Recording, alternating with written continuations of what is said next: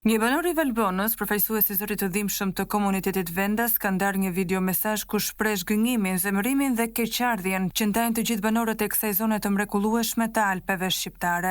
Na e morët Valbonën, thot ai, i indinjuar nga shkatrimi që sipas tij po i bëhet një prej perlave natyrore të vendit. Shqiptarët Anemban janë përpjekur me mund të investojnë në turizmin malor, kanë sakrifikuar, kanë ndërtuar me duart e tyre, kanë sjellë jetë në zonën tonë, por gjithë kjo përpjekje është çuar dëm. Qeveria dhe oligarkët kanë shkatëruar gjithçka, dëgjohet të thot banori në videon e shpërndar.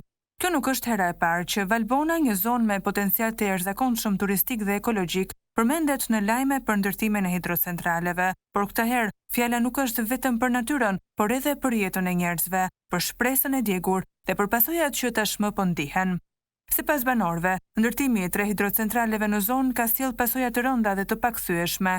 U zhduk biodiversiteti, tubat janë të çara, bashkohen ujërat e zeza me ujërat e bardha. Është bërë një rrezik i madh për ne dhe për turistët që vinë, vijon të thot banori.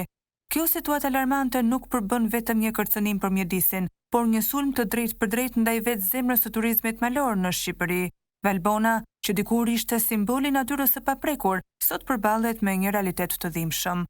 Një tjetër shqetësim që thekson banori në mesazhin e tij është ndotja dhe mungesa e infrastrukturës minimale për mirëmbajtjen e zonës. S'ka as kosha plerash, turistët që vinë shohin pelenat e fëmijëve në rrugë, mbeturina gjithandej. Ky është imazhi që Shqipëria po jep? Pyet ai me një ton që përzihen dëshpërimin dhe zemërimin.